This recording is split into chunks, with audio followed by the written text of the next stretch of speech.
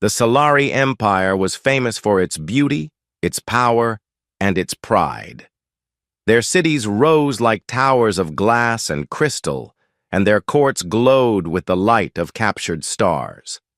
On this day, the great audience hall of Princess Alyra shimmered, with violet radiance. Long banners of silver cloth hung from the ceiling, swaying gently in the unseen air currents. Musicians played faint, otherworldly notes that trembled through the air like whispers. Dozens of nobles stood on either side of the hall, cloaked in robes that glowed faintly with threads of living light.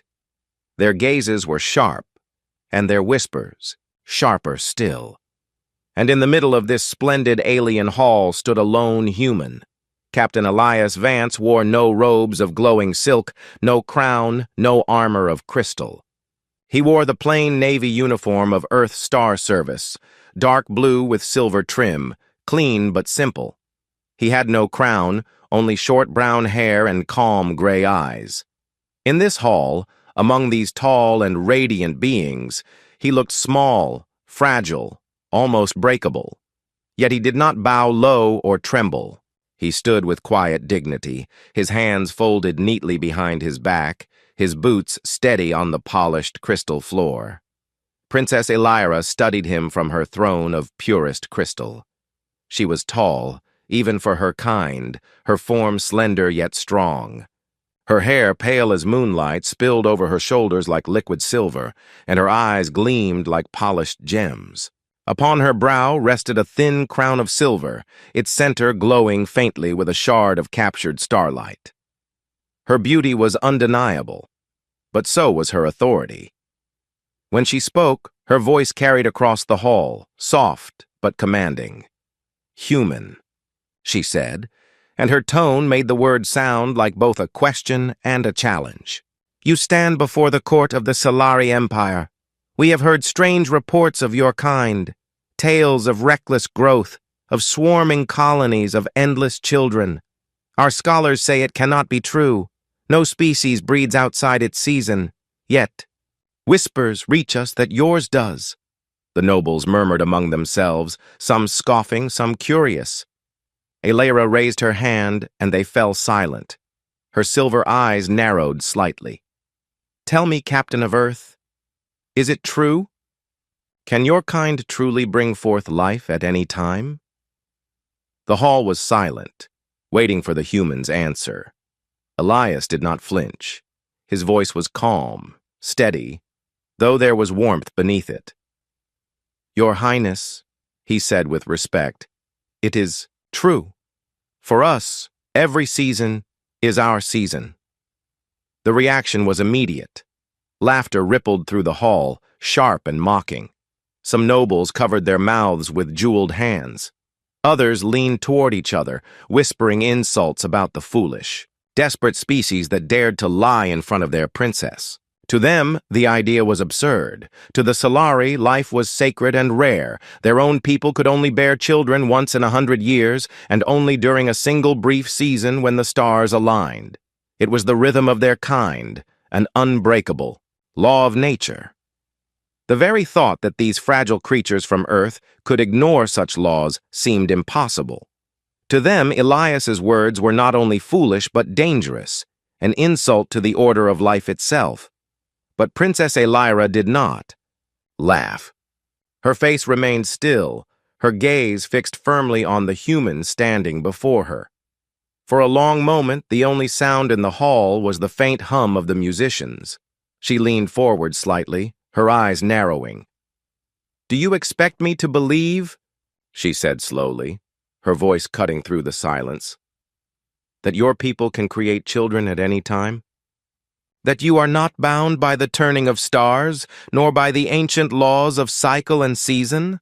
Elias met her gaze without fear. His answer was simple, but the words carried weight. "Yes," he said, "any time, any place. Our kind carries that gift. It is not bound by moonlight or by season. It is bound only by choice and by love." The nobles froze. The laughter died. The hall became very quiet. For the Solari, this was not only unthinkable, It was almost blasphemy. A people who could kindle life whenever they wished? It sounded like power far too dangerous to be trusted. Princess Elira sat back against her throne, her silver eyes glowing. Faintly, her voice dropped to a whisper, but every soul in the hall heard it. Impossible, she breathed. Yet in her heart, a seed of curiosity had already been planted. The silence in the great Solari Hall was heavy, almost suffocating. No one dared breathe too loudly. Princess Elira's soft whisper, "Impossible," still hung in the air like a challenge that could not be taken back. Dozens of noble eyes burned with suspicion, and yet not one could look away from the lone human standing calmly at the center. Elias Vance did not move. He stood steady, his hands still folded behind his back, his shoulders squared. His calmness only made the Solari more unsettled. To them, lies were told with nervous voices, with eyes that darted and hands that shook. But this human did none of that.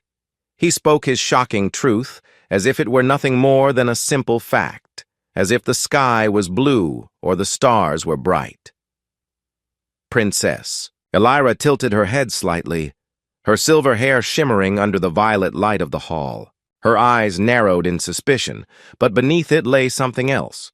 Curiosity, faint and dangerous. "You stand in my hall, before my court," she said, her voice now firmer, steadier. "And you claim your people can bring forth children without the blessing of season. You claim your kind multiplies as freely as you breathe." She paused, her words sharp as a blade. "Do you understand what you are saying?" Elias inclined his head respectfully. "I do, Your Highness." Her eyes hardened. "Then explain it. Explain what you mean. If your kind truly bears life without the order of nature, what stops you from drowning in your own numbers? What prevents your world from collapsing under endless mouths to feed?" At this, the court stirred. The nobles nodded, their suspicion, finding voice in their princess's words. To them, humanity's claim was not only strange, it was terrifying. A people who could multiply endlessly, could easily overrun other worlds, consume resources without restraint, and spread like fire across the stars. Elias drew a breath. His face was calm, but his eyes, gray, steady, unshaken, held a quiet strength. "It is true that we can bear children in any season," he said, his voice carrying clearly to the edges of the hall. "But it is not without reason. Not every man and woman has children. Some wait until they are ready. Some choose never to. And even in our freedom, we suffer hunger, hardship, and loss. We do not escape struggle. We endure it." His words struck the hall differently than before. Some nobles frowned, some whispered, and others looked away as if they were uncomfortable. Elira, however, kept her eyes locked on him. She leaned forward slightly, her crown glinting like a shard of moonlight. "You endure," she repeated, softly. "You speak of suffering as if it is a choice." Elias shook his head gently. "Not a choice, Princess. A reality. But it is in our nature to face it.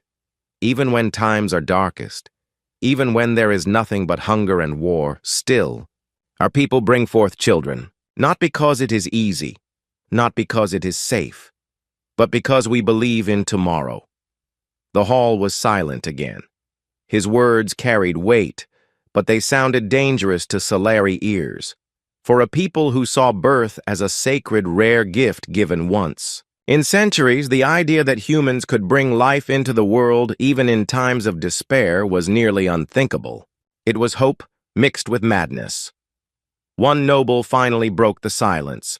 His voice was sharp, mocking, but his eyes betrayed unease. "And what happens, human, when your hope fails? What happens when tomorrow does not come? Do your children starve while you tell yourselves stories of endurance?" Elias turned his gaze toward the noble. His expression did not harden, nor did his voice rise. Instead, he spoke softly, almost gently. "Sometimes, yes. Sometimes we fail. Sometimes we lose, more than we can bear. But even then, we try again. Because if we stop, if we choose to wait for permission from the stars, then we will have already surrendered. Life is not only about surviving, it is about continuing, even when the night is long. The noble fell silent, unsettled. The laughter that had filled the hall in the beginning was gone now. No one laughed, no one mocked. They simply listened, their eyes flickering between doubt and something they had never expected to feel: respect. Princess Alyra's lips parted, but for a moment no sound came. She had spent her entire life bound to the laws of her people, accepting them as unshakable truths. Children came only once in 100 years, and only during the sacred season. She herself might never see the birth of her own child. It was the way of things. It had always been. And yet here stood a fragile creature of flesh and bone, telling her that life did not have to bow to the stars, that it could rise at any time, even in the harshest winters, even in the darkest nights. Her voice, when it finally came, trembled despite her effort. "Your kind is reckless," she said. "Reckless and dangerous." Elias bowed his head, slightly. "Perhaps, Princess, but it is in our recklessness that we endure." Alyra sat back slowly upon her crystal throne. She wanted to dismiss him, to call him a liar, to end this strange and unsettling conversation. And yet she could not. For the first time in her long life, she felt something she had never known before: envy. The Hall of Crystal was no longer filled with laughter.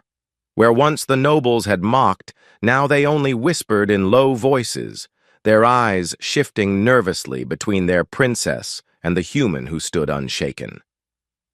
Princess Alyra's fingers curled lightly around the armrests of her throne. Her crown glimmered faintly in the violet glow, but her heart felt heavier than before.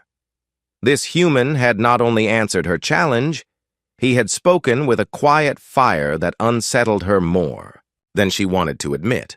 And yet the claim remained beyond reason. No matter what words he spoke, no matter what stories he told, the truth of nature could not be changed. Children without season, life without cycle, it was madness. It was impossible. At last she leaned forward, her voice sharp enough to silence even the whispers of her court. "Then prove it," she said. The words struck the air like a stone-shattering glass. Nobles gasped, and a ripple of shock traveled through the hall.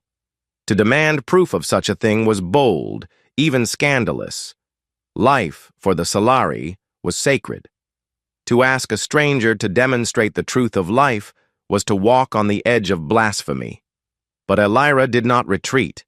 She kept her eyes locked on Elias Vance, watching for even the smallest crack in his calm face. "Words are wind, Captain," she continued, her tone colder now. "They vanish as soon as they are spoken. If your kind truly carries such a gift, then show me. Show this court something we cannot deny."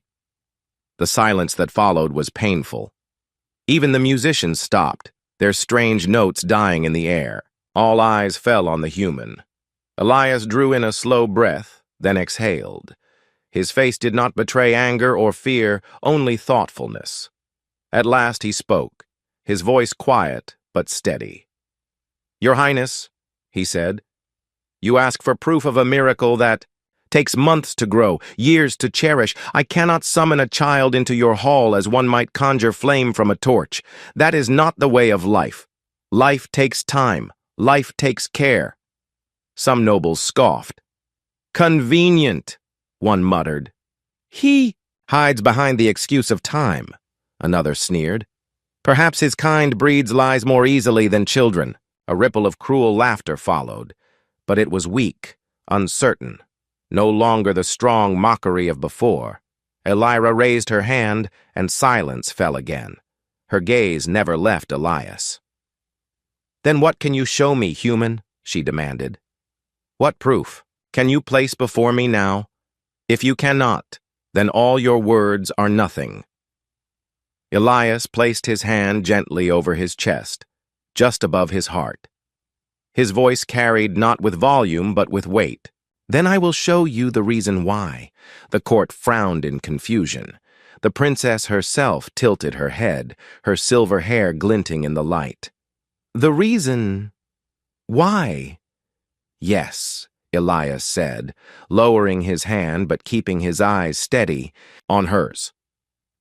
The reason why we bring forth children even in famine. Why we carry new life even in war. Why, when all hope is lost, we still choose to begin again. He lifted his head, his gaze sweeping across the court. His words were simple, but they echoed in the chamber as if the crystal walls themselves carried them. Because we are not guided by the turning of stars. We are guided by love, by the belief that tomorrow can be brighter than today, that even if we fall, our children may rise. The nobles shifted uneasily. Some looked away, as if the humans' words struck too close to truths they did not wish to hear. Others glared, trying to cling to their pride. But none could deny the weight of his voice. Princess Aelira sat very still.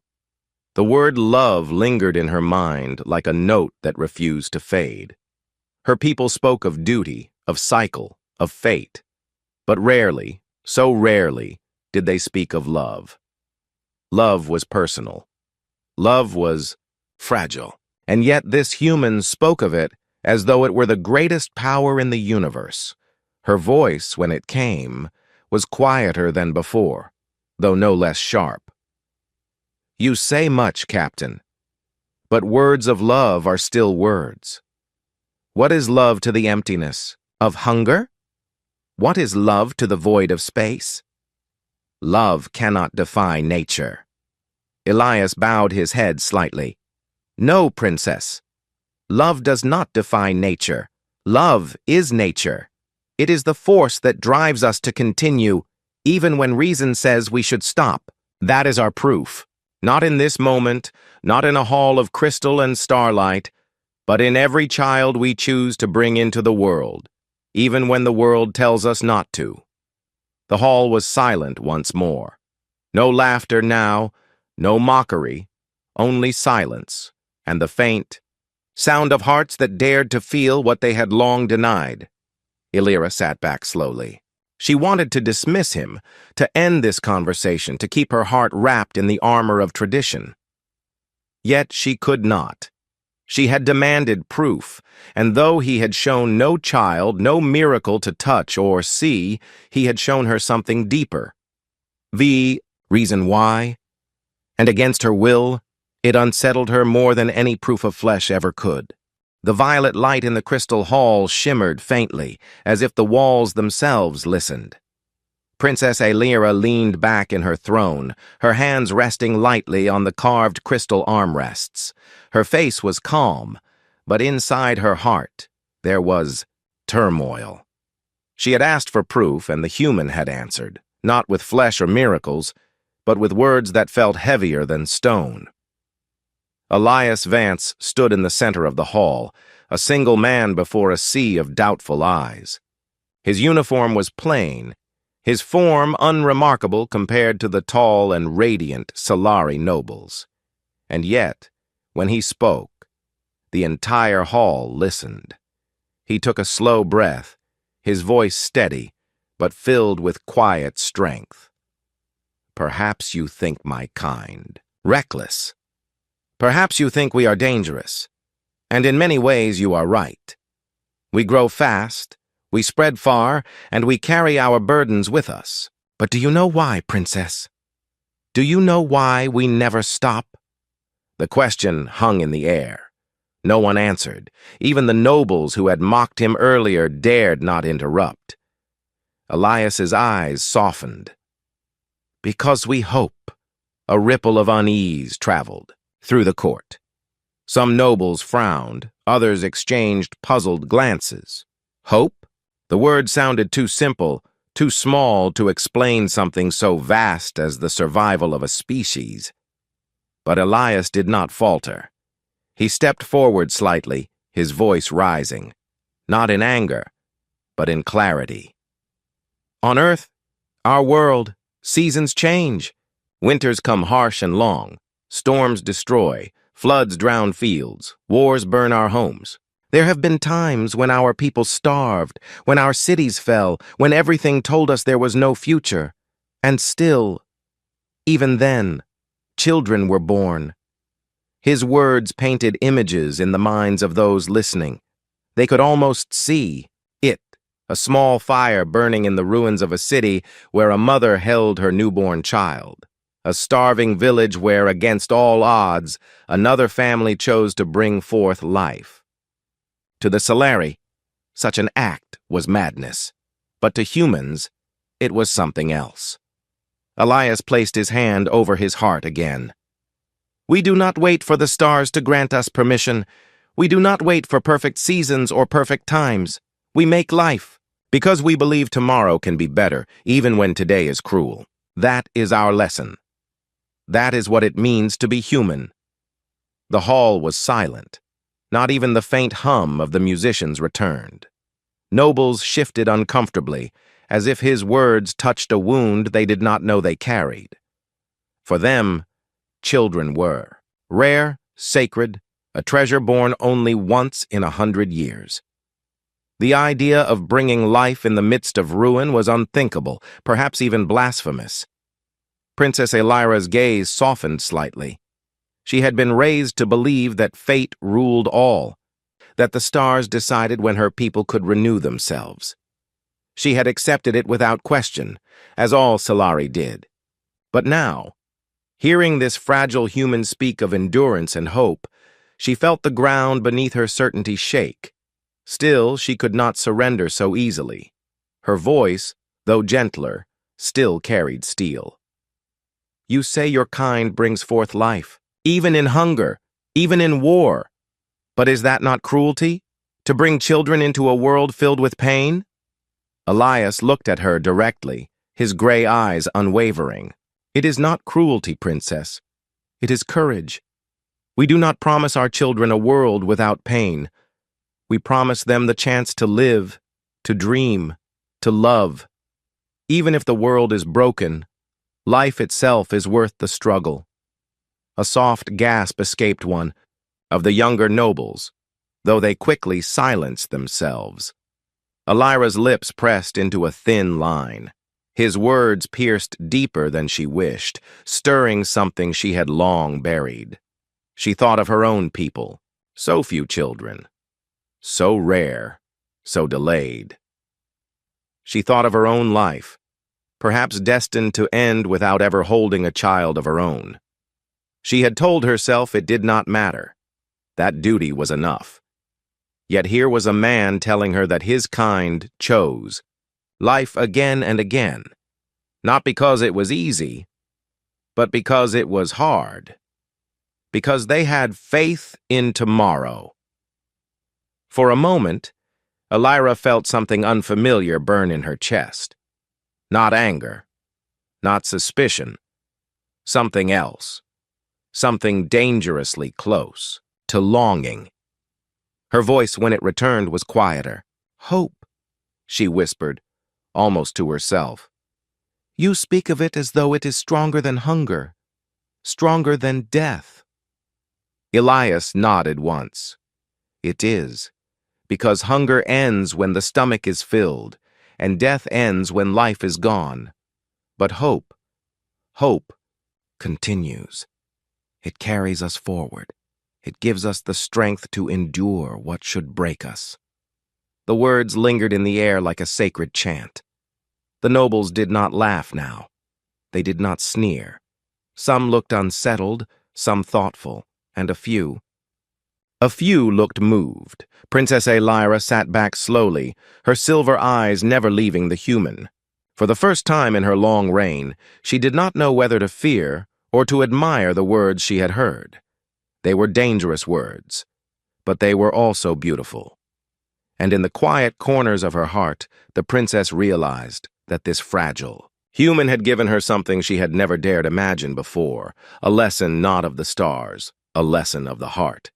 The crystal hall felt heavier than before, as if the very air was thick with the weight of what had been spoken. Princess Elira sat upon her throne, her silver crown glowing faintly, her eyes fixed on the human before her. The nobles stood silently now, no longer laughing, no longer mocking. They were waiting for her answer, for her judgment, for the next word that would decide whether this strange human's claims would be accepted or crushed. But Elira's heart was restless. Elias Vance had spoken of hope, of courage, of bringing life into the world even when the world was cruel. His words still echoed inside her, and though she wanted to dismiss them, she could not. They clung to her thoughts like thorns, pricking at her certainty. Her lips parted at last, her voice soft but trembling with unspoken weight. "Hope alone cannot shape life," she said. "Our kind suffers long centuries waiting for children. We wait for the sacred season, for the stars to align. We wait because we must. And you claim your kind brings forth life as easily as breathing, as recklessly as fire spreading in dry grass. Do you not fear what comes of it? Do you not fear being consumed by your own abundance?" Her words struck the nobles like sparks on dry leaves.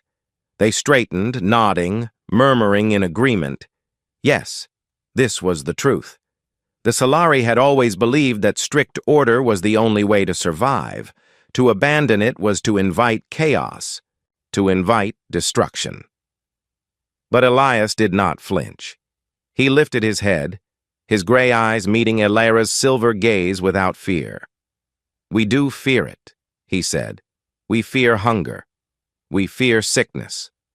We fear wars born from too many mouths and too few fields. We fear it all." He paused, his voice lowering, steady and firm. "But we do not run from it. We face it. We work. We fight. We build. We fail. And still, we try again. Because life is not given to us by the stars, Princess. It is carried in our hands, in our choices, in the love we give to our children. That is what makes us human. We do not wait for permission to love. We do not wait for permission to hope." The hall was silent. His words rang too true, too raw, to be dismissed as simple boasting. The Solari nobles looked at one another uneasily, as if something deep inside them had been unsettled. Princess Elira sat very still. On her face, the mask of calm royalty remained, but inside, her heart was trembling. She had lived her entire life under rules carved by tradition and bound by the stars. She had never questioned them. Children were rare because the stars said so. Families were small because fate demanded it. That was how it had always been. Yet this man dared to speak of choice, of defying fate, of taking life in his own fragile hands and carrying it forward through storms and fire, reckless, dangerous, and yet beautiful. Her throat tightened, but she forced her voice steady. "You speak as though choice is greater than law, as though your will is stronger than the stars themselves." Elias's answer was quiet, but every syllable struck like a bell. "Sometimes it is." The nobles gasped. Some glared, scandalized. To speak of defying the stars was nearly sacrilege. But Elias did not waver. He stood steady, his simple uniform, plain against the glittering robes of the Solari, his fragile human body looking so small beneath the towering crystal walls. And yet in that moment, he seemed taller than them all. Elira's breath caught. She felt something stir within her chest, an ache, a longing, a question she had never dared ask. What if he is right? What if we have spent centuries chained to the stars when we could have chosen more? Her hands clenched against the throne. She wanted to silence him, to declare his words false, to protect her people's pride. But when she opened her mouth, the words that escaped were not the ones she expected. Her voice cracked softly. "And what of you, Captain? What of you who speak so boldly? Would you bring a child into the world even if it meant suffering? Even if tomorrow was darker than today?" The hall leaned forward, every noble breathless. Elias's expression softened. For the first time, his eyes carried not just strength, but tenderness. "Yes, Princess," he said, "because even in the darkest night, there is always the chance of dawn, and that chance is worth everything." Elira's heart trembled. The nobles stared in silence, and in that moment, the princess of the Solari, so proud, so certain, so bound to the stars, felt a single tear threaten at the corner of her eye. She did not let it fall. Not yet. But she could not deny it was there. The human had answered her challenge, and the answer shook her more deeply than she had ever thought possible. The great hall of crystal was silent. So silent that one could hear the faint hum of the glowing walls. The nobles stood frozen, their jeweled robes glittering under the violet light, their expressions torn between disbelief and awe. Princess Elira sat upon her throne, tall and radiant, her crown of silver glowing faintly. But inside her, something had begun to tremble. She had asked the human if he would bring life even into darkness, even into suffering. And he had answered yes, without hesitation, without doubt. His gray eyes had not wavered, his voice had not broken. Yes, he had said, because even in the darkest night, there is always the chance of dawn. The words struck her like an arrow through the heart. For as long as she could remember, Elira had lived under the weight of tradition. The Solari bore children only once every 100 years, in the season of starlight when the heavens aligned. Families waited centuries for that brief moment, praying that fate would grant them even a single child. Elira had accepted this as truth, as the way of things. She had told herself it was enough to serve her people, enough to lead, enough to wear the crown of crystal. But deep inside, she had always carried a quiet ache. An ache she never dared speak aloud. She had dreamed, in rare moments of solitude, of holding a child of her own, her child. She had imagined the sound of a small voice calling her name, the warmth of tiny hands in hers. And each time she had buried the dream, whispering to herself that it was not her place, not her time, not her fate. Now, as she stared at the fragile human before her, that buried dream returned with painful force. Elias Vance was no taller than her shoulder.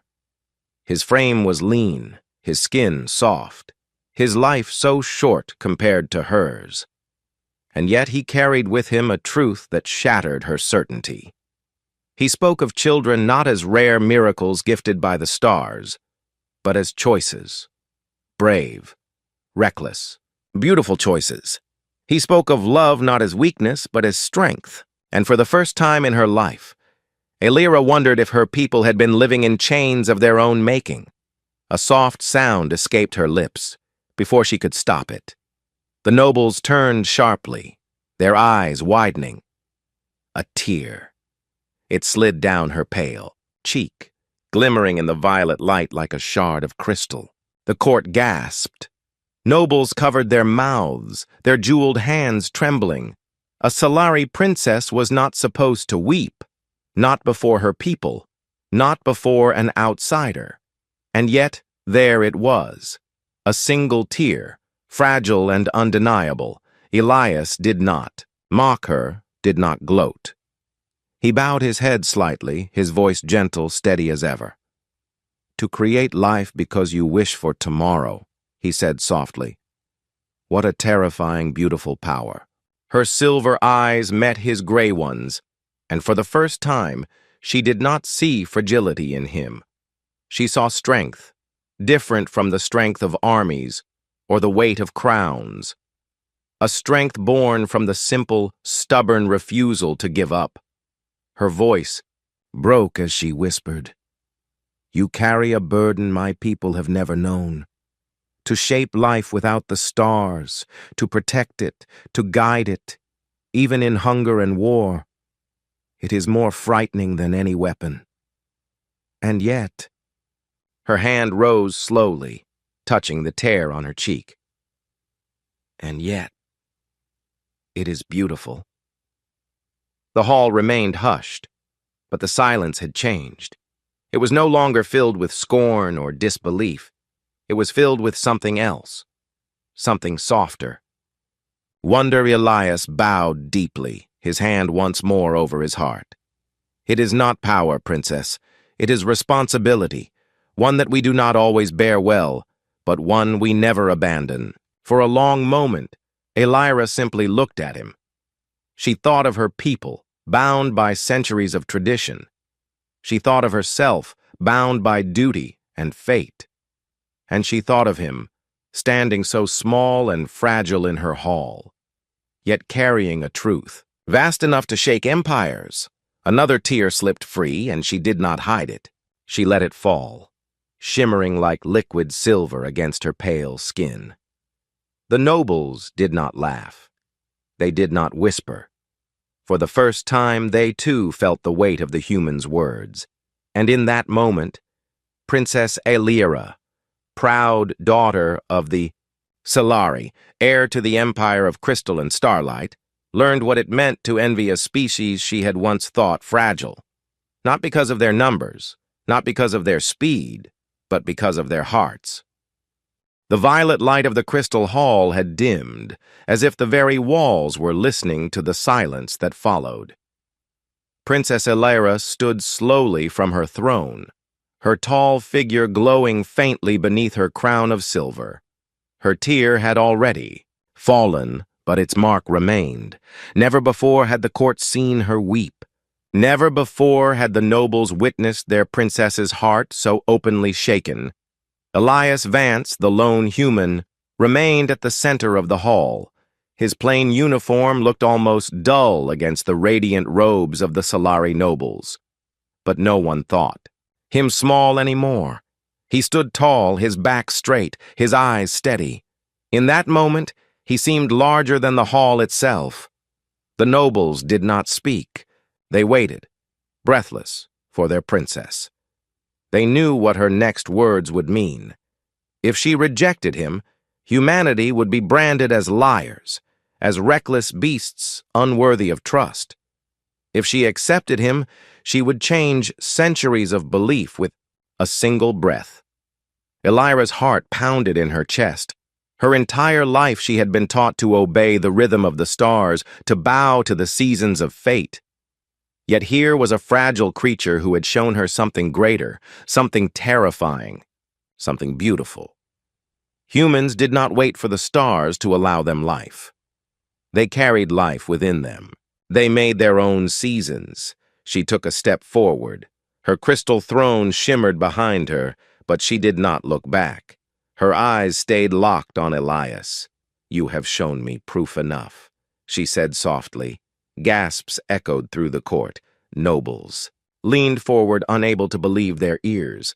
Elira's voice carried, steady but filled with emotion. "Not proof of your bodies, not proof of flesh or children born before my eyes, but proof of something deeper, proof of your hearts, of your courage to love in darkness, of your will to hope when all reason says there is none." Her steps were slow but certain as she descended the crystal stairs. Each step rang like a chime of silver.